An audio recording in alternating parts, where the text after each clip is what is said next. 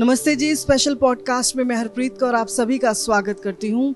दोस्तों, आर्य समाज की बात करें तो आर्य समाज आज देश विदेश में विभिन्न जो समाज है, विभिन्न संस्थाएं हैं जो देश का और समाज का सुधार में लगी हुई हैं और वहाँ तक पहुँच करती हैं जहाँ पर लोगों की ज़रूरत होती है, जहाँ लोग सोचते हैं कि हमें यहाँ मदद नहीं मिल रही, आर्य समाज वहाँ पहुँचता है और वैदिक धर्म के साथ जोड़ रहा है।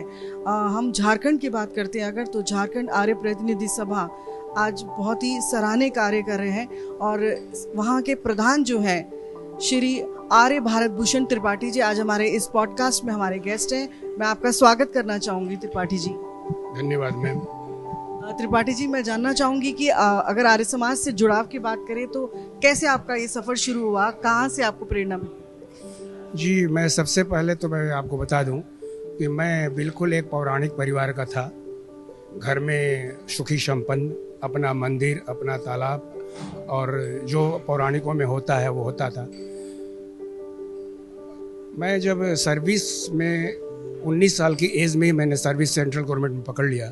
उस समय जब मेरी शादी हुई तो मेरी पत्नी आर्य समाज परिवार से थी और उसने आके मुझे इतना प्रेरित किया कि मुझे इसमें जब मैं इसमें से जुड़ा तो मुझे बहुत ही अच्छा लगने लगा धीरे धीरे। और उस समय के हमारे सार्वदेशी के प्रधान कैप्टन देवरत्न आर्य से मेरी मुलाकात हुई। उनके प्रेरणा से, उनके व्यक्तित्व से, विमल बदावन जी उस समय थे, उनके व्यक्तित्व से मैं इतना प्रभावित हुआ कि मैं संगठन का काम पूरी निष्ठा भाव से करने लगा। और जहाँ पर निष्ठा और ईमानदारी की बात से काम किया जाए तो जिन लोगों ने 20 साल 25 सालों में जिस स्थान को प्राप्त किया वो प्राप्त स्थान मुझे इन महानुभावों ने मात्र 4-5 साल में ही दे दिया। और आज झारखंड आदिवासी क्षेत्र है, वहाँ की सबसे बड़ी समस्या क्रिश्चियनिटी जो धर्मांतरण है। अपनी क्षमता अनुसार आर्य प्रतिनिधि सभा झारखंड काम तो कर रहा है और सार्वदेशिक सभा की सेवा इकाई दयानंद सेवाश्रम संघ भी बहुत सहयोग के साथ उस क्षेत्र में काम कर रहा है। नए लोगों को जोड़ के संगठित होने की जरूरत है ताकि हम लोग के सकारात्मक विचार और सकारात्मक कार्य धरातल पर नजर आए। त्रिपाठी जी, आपने शुरुआत जब करी थी तब आपने बताया कि ज़्यादातर ये जाहिर है पूरे देश में है कि धर्मांतरण सबसे ज़्यादा वहीं होता है। तो जब आपने शुरुआत की थी आप क्या देखते थे समाज में? बहुत मैम, वहाँ पर गरीबी बहुत है। आदिवासी इतने निश्चल हैं, इतने निश्चल हैं, इतने सहज हैं कि उनको बरगलाना बहुत आसान है। एक तो गरीबी है, केवल उनको केवल खाना दे दिया जाए थोड़ा सा, उन लोगों को केवल एक छोटी सी झोपड़ी के बदले कुछ काम दे दिया जाए तो वो अपनी सारी उन लोगों की ज़मीनें इन लोगों ने एक इस तरह से एक साजिश के तहत उनकी ज़मीनें तक लिखवा ली। लेकिन अब वो धीरे धीरे समझ रहे हैं, वो लोग भी समझ रहे हैं। और मैं अभी आपको पिछले हफ्ते की बात करूं, 5 परिवार जो ईसाई बन चुके थे आदिवासियों के और वो लोग पुनः आए हैं। सहयोग तो हम लोग का भी उसमें है क्योंकि बौद्धिक और बाकी कार्यों के लिए, लेकिन राष्ट्रीय स्वयंसेवक संघ का भी वहाँ पर बहुत बढ़िया काम है और हम लोगों ने उनसे तालमेल करके उनको सहयोग करते हैं और वो हमको सहयोग करते हैं।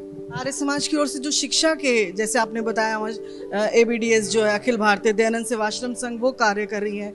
आपकी ओर से, सभा की ओर से भी वहाँ पर शिक्षा का प्रचार प्रसार हो रहा है, उससे फ़र्क आया? बहुत फ़र्क आया है मैम, बहुत फ़र्क आया है। और बाकी जो लोगों को जाके हम लोग उनके साथ रहते हैं, कार्य करते हैं तो उससे बहुत फ़र्क आया है क्योंकि हैं तो वो समझदार और सहज सरल ये रह गए हैं तो उनको समझाना और अच्छी बात है और जल्दी समझ भी जाते हैं। जितना जल्दी उन लोगों को समझा के दूसरे लोगों ने धर्मांतरण करवा लिया था उतने ही सहज भाव से हम लोगों को भी कार्य करना है। लेकिन हम लोगों की साधन संपन्नता थोड़ी बहुत कम है उन लोगों के मुकाबले, इसलिए थोड़ी परेशानी है। त्रिपाठी जी, आपके बारे में अगर हम बात करूं, आपका जन्म वहीं का है, वहीं पले बड़े? नहीं, मेरा जन्म तो उत्तर प्रदेश के वाराणसी में हुआ। मेरा जीविकोपार्जन के लिए मैं कोल इंडिया में था, वहीं पर मेरी शादी हुई और शादी के बाद से मैं आर्य समाज से जुड़ा और इस निष्ठा भाव से जुड़ा। गुरुकुल महाविद्यालय बैद्यनाथ धाम देवघर की को मैंने उस खंडहर को फिर से सृजन किया।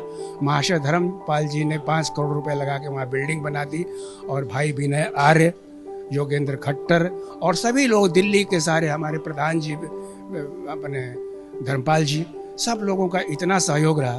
और वो यूनिट मैंने तैयार करके चूँकि वो हवाई अड्डे में भारत सरकार ने तोड़ दिया, मेरा मन टूट गया।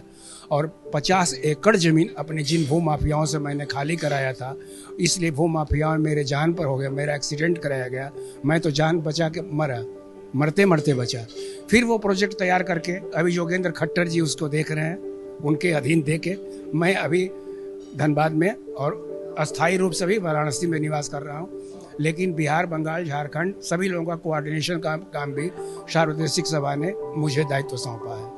बहुत खूब आपने देखा त्रिपाठी जी जैसे कर्मठ जो कार्यकर्ता आर्य समाज के साथ जुड़े हैं, जो लाखों रुपए दान दे देते हैं। आर्य समाज के कार्यकर्ता सिर्फ वो नहीं है जो मन से भाषण देते हैं या यज्ञ कराते हैं या शादी कराते हैं या इमारतें बना देते हैं। ऐसे बहुत से महादानी हैं, ऐसे बहुत से प्रेरणादायक जो है व्यक्तित्व है आर्य समाज के। त्रिपाठी जी, अभी मैं बात करूं अगर मौजूदा अभी जो झारखंड आर्य प्रतिनिधि सभा है उस विभिन्न प्रकल्पों पर कार्य कर रही है, कुछ उस प्रोजेक्ट्स के बारे में आप बताना चाहेंगे? मैम, हमारे यहाँ तो शिक्षा का ही चूँकि कार्य था, बाकी वेद प्रचार, धर्म प्रचार का ये का, लेकिन आपसी ये 2 सभाओं के होने से सारे विद्यालयों में सरकारीकरण हो गया है। मतलब वहाँ DSC रिसीवर लगा दिया है। बहुत स्थिति खराब है, लेकिन कुछ लोग जो समर्पित हैं इसी में काम चला रहे हैं, कर रहे हैं। दूसरी बात एक मैं कहूँगा, मेरी 2 बेटियाँ केवल हैं। एक बेटी वाराणसी में रहती है, दूसरी बेटी दिल्ली में रहती है। और मैं चूँकि हमारी पत्नी के पिताजी भी थे आर्य समाज में, उनके भी पिताजी आर्य समाज में थे, पत्नी के चलते मैं आर्य समाज में जुड़ा। और मैं चाहता हूँ कि मेरी दिल्ली वाली बेटी भी, तीसरी पीढ़ी भी आर्य समाज की मेरे ही जैसा निष्ठा भाव से सेवा करती रहे।